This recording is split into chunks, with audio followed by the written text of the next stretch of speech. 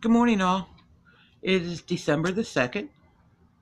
It is 6:05 in the morning.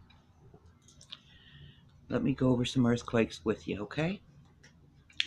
There was a 4.9 Fiji Island region at 332 miles in depth. USGS upgraded that to a 5.0. There was a 3.0 New Zealand at 55 miles in depth. That came from the New Zealand Earthquake Center. There was a 3.0 Chile at 24 miles in depth.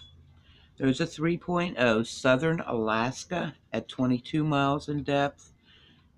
There was a 3.1 Chile at 53 miles in depth. And that one came from the Chile Earthquake Center. There was a 4.4 Banda C, and that came in at 109 miles in depth. And a 4.4 Fiji Islands at 303 miles in depth.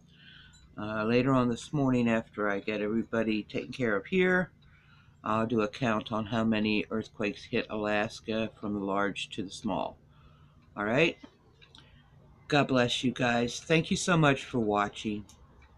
You guys are definitely awesome. 2 thumbs up in my book. Have a great Sunday.